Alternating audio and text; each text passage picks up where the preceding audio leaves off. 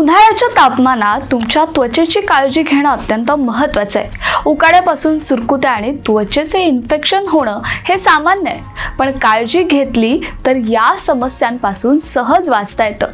चला तर जाणून घेऊया उन्हाळ्यात त्वचेची योग्य काळजी कशी घ्यायची।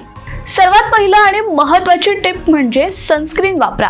तुमच्या त्वचेला संरक्षण देण्यासाठी उन्हाळ्यात सूर्याची UV किरणं त्वचेसाठी अत्यंत हानिकारक असतात, त्यामुळे SPF 30 किंवा त्यापेक्षा जास्त असलेला सनस्क्रीन लावणं आवश्यक आहे। त्वचेला जास्त टॅनिंग, जळजळ आणि लवकर वृद्ध होण्यापासून वाचवण्यासाठी हा उपाय अत्यंत महत्त्वाचा आहे। पिण्याच्या पाण्याचं महत्त्व। उन्हाळ्यात शरीरात पाणी कमी होऊन त्वचा कोरडी होऊ शकते, म्हणून दररोज 8 ते 10 ग्लास पाणी पिण्याचा विचार करा।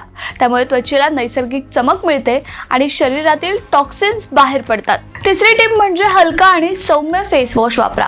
फेस वॉश निवडताना अधिक रासायनिक पदार्थ टाळा, त्याऐवजी नैसर्गिक किंवा ऑलिव्ह ऑइल आधारित फेस वॉश वापरा, जो त्वचेचा ओलावा न गमावता स्वच्छ करतो। चौथी टिप म्हणजे त्वचेची मॉइश्चरायझिंग करा।